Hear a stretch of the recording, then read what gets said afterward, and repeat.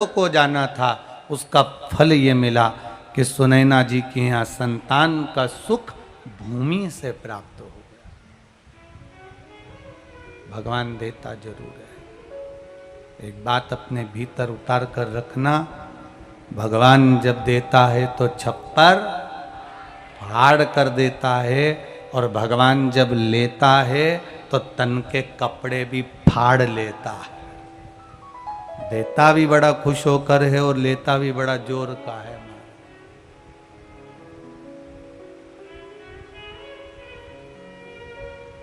अहंकार में इतना मत फूल जाना कि हम भगवान की भक्ति ही भूल जाए।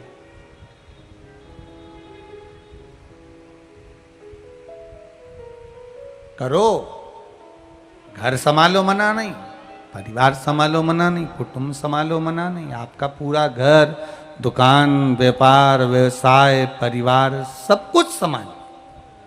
पर भगवान से ये भी प्रार्थना करना, जैसे आज खेतान परिवार पर भोलेनाथ जी आपने कृपा करी है, ऐसी कृपा हम पर भी करना कि हम भी अपनी 71 पीढ़ी को एक बार पार उतार सकें। ऐसी करुणा आप हमारे ऊपर, ऐसी दया आप हमारे ऊपर करना कि हम भी जीवन में एक बार तो शिव महापुराण की कथा का रस तत्व ग्रहण कर सके।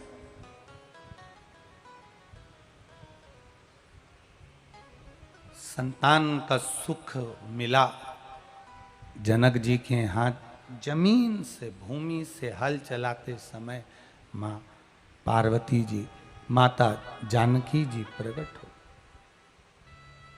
अब विचार करिएगा जरा कथा की ओर, जरा विचार करिए।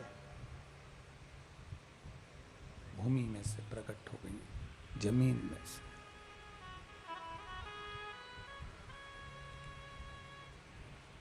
लेकर आए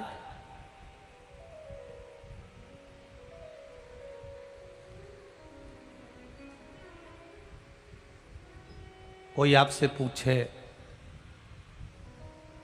कि सीहोर वाले गुरुजी ने ये कथा कहाँ से सुनाई है, तो जानकी चरित्रमृत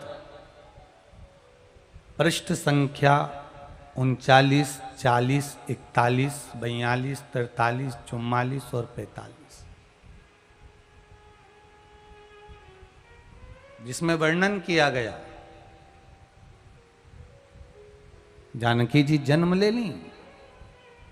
भगवान कहीं से भी देता है, देता जरूर है।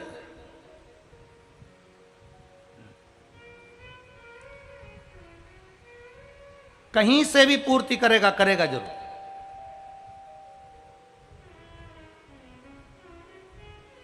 कथा तो वीरगंज में होना थी, नेपाल देश की इस धरा पर होना थी, पर खेतान परिवार को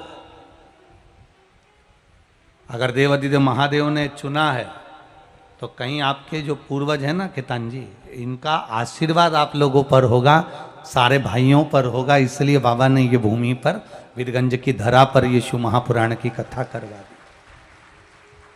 कहीं पुण्य होते हैं तब वो पुण्य प्रबल होते हैं, और कभी कभी ऐसा योग बन जाता है कि कथा सारा जम जाए, कथा सारी होने लगे तो कथा नहीं हो पाती।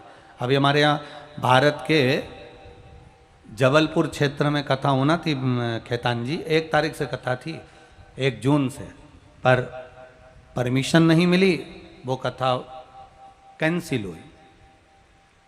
अब जहां योग संजोग बाबा बनाएगा वहां वो कथा हो जाए।